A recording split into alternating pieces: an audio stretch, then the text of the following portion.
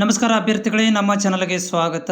ಕರ್ನಾಟಕದ ಪರೀಕ್ಷಾ ಪ್ರಾಧಿಕಾರ ವತಿಯಿಂದ ಕ್ರೈಸ್ ಮೂಲಕ ವಿವಿಧ ವಸತಿ ಶಿಕ್ಷಣ ಸಂಸ್ಥೆಗಳಲ್ಲಿ ಭಾಳಷ್ಟು ಹುದ್ದೆಗಳನ್ನು 767 ಹುದ್ದೆಗಳನ್ನು ನೇಮಕಾತಿ ಪ್ರಕ್ರಿಯೆಯನ್ನು ಆರಂಭ ಮಾಡಿರುವಂಥದ್ದು. ಅದರಲ್ಲಿ ನಮ್ಮ ಕನ್ನಡ ಭಾಷಾ ಶಿಕ್ಷಕರ ಹುದ್ದೆಗಳನ್ನು ಕೂಡ ಕೊಡಲಾಗಿದೆ.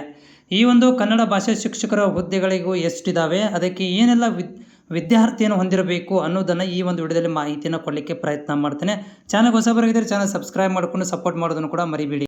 ಅಭ್ಯರ್ಥಿಗಳು ಈಗಾಗಲೇ ಅರ್ಜಿಗಳು ಆಹ್ವಾನಿಸಲಾಗಿದೆ. ಕೆಇ ಮೂಲಕ ಅರ್ಜಿಗಳನ್ನು ಸಲ್ಲಿಸಬಹುದು.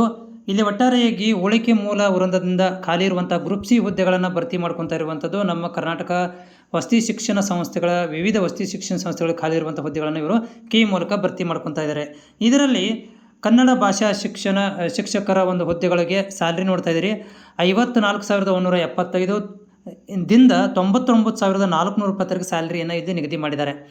ಅದೇ ರೀತಿಯಾಗಿ ಒಟ್ಟು ಹುದ್ದೆಗಳು ನೋಡ್ತಾ ಇದ್ದೀರಿ. ಒಟ್ಟಾರೆ ಹುದ್ದೆಗಳು ಕೊಟ್ಟಿರುವಂಥದ್ದು 103 ಹುದ್ದೆಗಳನ್ನು ಇವರು ಕೊಟ್ಟಿರುವಂಥದ್ದು. ಅದರಲ್ಲಿ 3 ಹಿಂಬಡ್ತಿ ಇರುತ್ತೆ.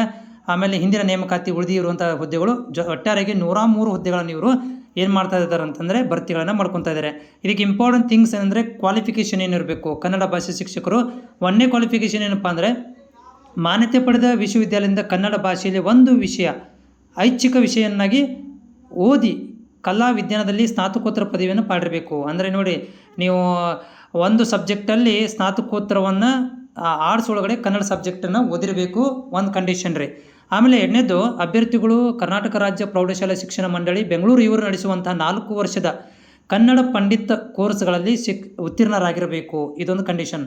ಅದೇ ರೀತಿಯಾಗಿ ಇನ್ನೊಂದು ಕಂಡೀಷನ್ ಏನಪ್ಪ ಅಂತಂದರೆ, ಅಥವಾ ಮಾನ್ಯತೆ ಪಡೆದ ವಿಶ್ವವಿದ್ಯಾಲಯದಿಂದ ಕನ್ನಡ BEd ಪದವಿಯಲ್ಲಿ ಪಾಸಾಗಿರಬೇಕು. ಆಮೇಲೆ ಅಭ್ಯರ್ಥಿಯು ಸ್ನಾತಕೋತ್ತರ ಪದವಿ ಕನ್ನಡವನ್ನು ಐಚ್ಛಿಕ ವಿಷಯನ್ನಾಗಿ ಅಭ್ಯಸಿಸಿದಲ್ಲಿ ಕನ್ನಡ ಭಾಷೆಯಲ್ಲಿ ಸ್ನಾತಕೋತ್ತರ ಪದವಿ ಪಡೆದಿರಬೇಕು, ಮಾಸ್ಟರ್ ಡಿಗ್ರಿಯನ್ನು ಮಾಡಿರಬೇಕು. ಇಷ್ಟು ಕಂಡೀಷನ್ ಇದರಲ್ಲಿ ಇದೆ. ಅದೇ ರೀತಿಯಾಗಿ ಹೆಚ್ಚುವರಿ ಕ್ವಾಲಿಫಿಕೇಷನ್ ನೋಡಿ, ತುಂಬ ಇಂಪಾರ್ಟೆಂಟು. ಕ್ರಮ ಸಂಖ್ಯೆ 1 ರಿಂದ 6 ಶಿಕ್ಷಕರ ಹುದ್ದೆಗಳಿಗೆ, ಅಂದರೆ ಕನ್ನಡ ಇರ್ಬೋದು, ಆಂಗ್ಲ ಭಾಷೆಯ ಶಿಕ್ಷಕರು, ಹಿಂದಿ ಭಾಷೆ ಶಿಕ್ಷಕರು, ವಿಜ್ಞಾನ ಶಿಕ್ಷಕರು, ಗಣಿತ ಶಿಕ್ಷಕರು, ಸಮಾಜ ವಿಜ್ಞಾನ ಶಿಕ್ಷಕರು, ಕರ್ನಾಟಕ ಪ್ರಾಥಮಿಕ ಮತ್ತು ಪ್ರೌಢಶಾಲಾ ಇಲಾಖೆ ನಡೆಸುವ ಶಿಕ್ಷಕರ ಅರ್ಹತಾ ಪಟ್ಟಿ TETಯಲ್ಲಿ ಪಾಸಾಗಿರಬೇಕು ಅಥವಾ CTETಯಲ್ಲಿ ಕಂಪಲ್ಸರಿ ಪಾಸಾಗಿರಬೇಕು.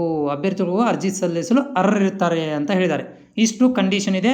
ಕನ್ನಡ ಸಬ್ಜೆಕ್ಟ್ ನೀವು ಏನಪ್ಪ ಅಂತಂದರೆ ಒಂದು ಕನ್ನಡ ವಿಷಯದ ಶಿಕ್ಷಕರಾಗಬೇಕಂದ್ರೆ ಇಷ್ಟು ಕಂಡೀಷನ್ಗಳಲ್ಲಿ ನೀವು ಅರ್ಹತೆಯನ್ನು ಪಡ್ಕೊ